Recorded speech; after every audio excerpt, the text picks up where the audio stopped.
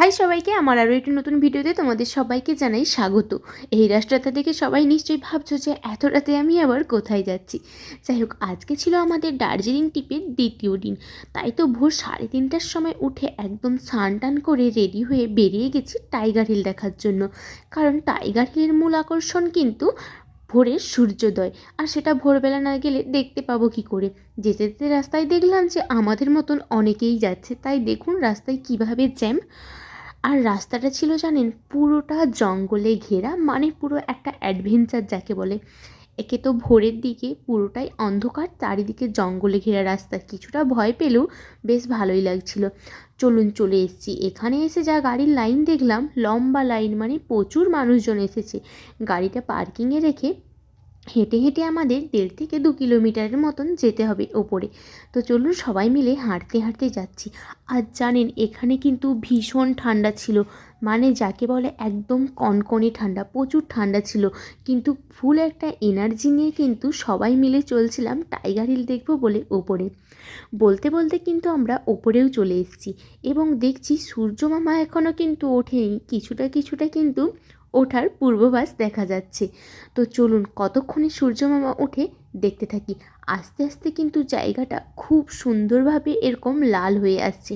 আর পেছনে দেখতেই পাচ্ছেন কত মানুষজন, প্রচুর মানুষজনের কিন্তু অধীর আগ্রহে বসেছিল সূর্য মামাকে দেখার জন্য। আর দেখুন দূরের ওই কাঞ্চনজঙ্ঘাটা সূর্য মামা ওঠার জন্য কিন্তু যত সুন্দরভাবে লাল হচ্ছে চারিদিকটা, কাঞ্চনজঙ্ঘাটা কিন্তু দেখতে আরও তত বেশি সুন্দর লাগছে।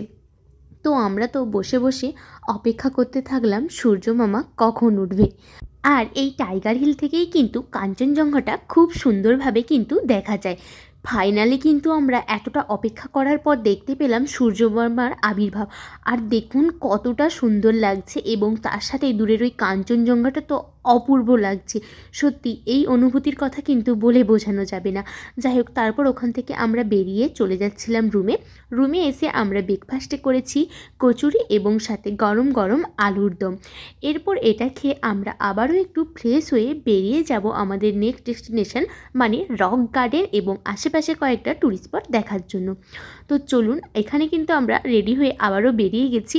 আর এখানেও দেখলাম রাস্তাটি মোটামুটি বেশ ভালোই ভিড় ছিল। তারপর কিন্তু আমরা চলে এসেছি এখানে বুদ্ধদেবের একটা মন্দিরে।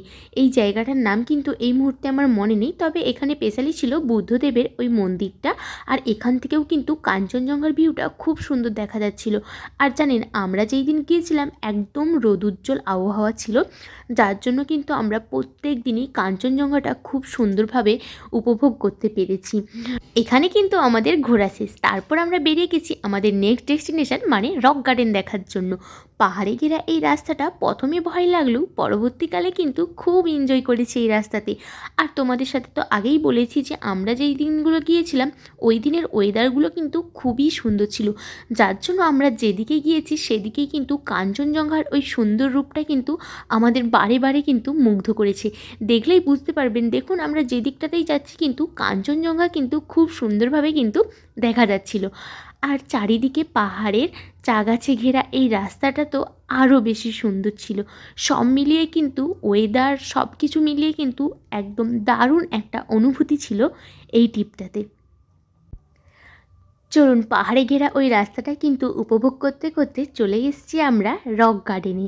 এবার কিন্তু গাড়িটাতে সাইডে পার্কিংয়ে করে আমরা রক গার্ডেনের ভেতরটাতে যাব। তার আগে কিন্তু এখানে টিকিট কাটতে হচ্ছে। টিকিটের মূল্য সাধারণত ছিল মনে হয় 20 টাকা বা 50 টাকা, আমার ততটা মনে নেই, তবে এই দুটোর মধ্যে যে কোনো একটা হবে।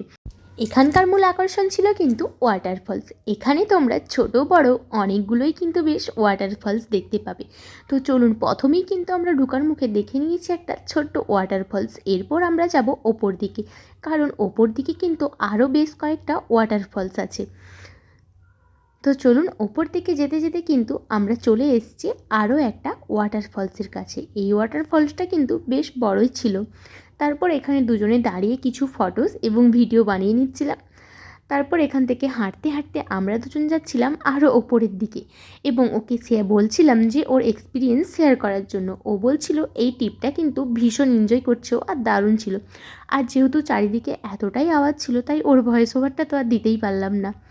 ওপরের দিকে কিন্তু এখনও অনেকটা রাস্তা ওঠা বাকি আছে। আমাদের সাথে যারা এসেছিল অনেকেই কিন্তু উপরটাতে আর উঠতে চায়নি, কিন্তু আমি আরও দুজনে বলছিলাম যে চলো যতটা পারবো দুজনে মিলে দেখে আসি। পাহাড়ের ক্ষেত্রে কি হয়, তুমি যতটা উপরে উঠতে পারবে তার সৌন্দর্যটা কিন্তু আরও ততটাভাবে উপভোগ করতে পারবে। এখানে কিন্তু উঠতে উঠতে পুরো হাঁপিয়ে গিয়েছি। তো ওখান থেকে বেরিয়ে তারপর যেতে যেতে রাস্তায় আমরা পেয়ে গেছি আরও একটা স্পট, মানে টি গার্ডেন দেখার জন্য। দার্জিলিংয়ের তো মূল আকর্ষণ হলো চা বাগান, তাই না? দার্জিলিং এসেছি, চা বাগান ঘুরে দেখবো না তা কী করে হয়? তাই তো চলে যাচ্ছিলাম চা বাগানটা পুরো ভালোভাবে ঘুরে দেখার জন্য। এখানে কিন্তু নামার ক্ষেত্রে বেশ ভালোই লাগছিল, তবে ওঠার সময় কিন্তু ভীষণ কষ্ট হয়েছিল এই উঁচু নিচু রাস্তা দিয়ে উঠতে। কতটা অপূর্ব লাগছে দেখুন চারিদিকটা। এই সৌন্দর্যের কথা কিন্তু ক্যামেরায় ধরে বলে বোঝানো যাবে না। সত্যি চোখের সামনে দেখার যে অনুভূতিটা সম্পূর্ণ রকম কিন্তু একটা আলাদা অনুভূতি ছিল।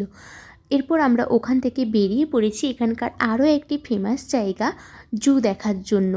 তো চলুন পাহাড়ে ঘেরা রাস্তা দিয়ে আবারও যাচ্ছি জুয়ের উদ্দেশ্যে। বলতে বলতে কিন্তু চলে এসেছি জুয়ের সামনে, এবং এখানে গাড়িটাতে বেশ কিছুটা দূরে পার্কিং করে আমরা হেঁটে হেঁটে যাচ্ছিলাম ওপরের দিকটাতে। আর দেখলাম এখানে বেশ কয়েকটা কিন্তু বিভিন্ন দোকানও ছিল। আমরা কিন্তু চলে এসেছি জুয়ের সামনে। এবার আমাদের যেটা করতে হবে সেটা কিন্তু টিকিট কাটতে হবে। এখানে জানেন টিকিটের মূল্য ছিল পার ম্যান কিন্তু 110 টাকা করে, যেটা কিন্তু আমাদের অনেকটাই বেশি মনে হয়েছিল, কারণ এখানে যে জিনিসগুলো ছিল তার থেকে টিকিটের মূল্যটা অনেকটাই বেশি মনে হচ্ছিল। তো প্রথমেই এখানে ঢুকে যার দেখা পেয়েছিলাম সেটা ছিল এই ভাল্লুকের।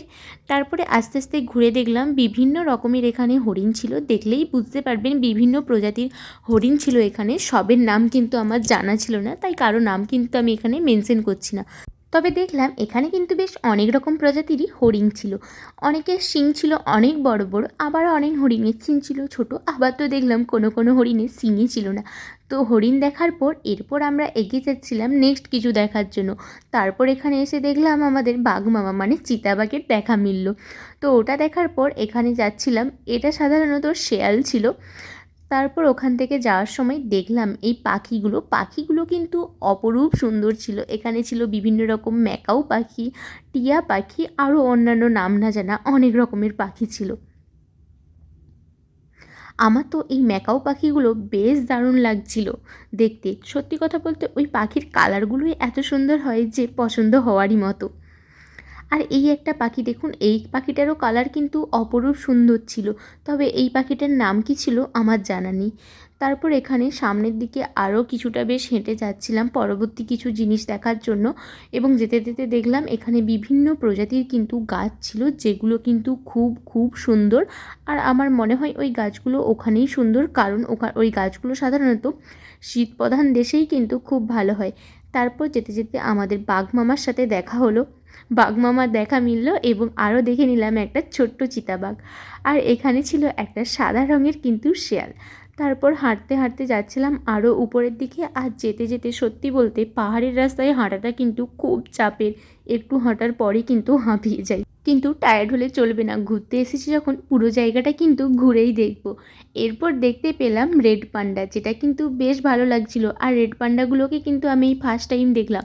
এর আগেও কিন্তু আমি 2-3টে চিড়িয়াখানা ঘুরে দেখেছি, তবে কখনো কিন্তু আমার রেড পান্ডা দেখার সৌভাগ্য হয়নি।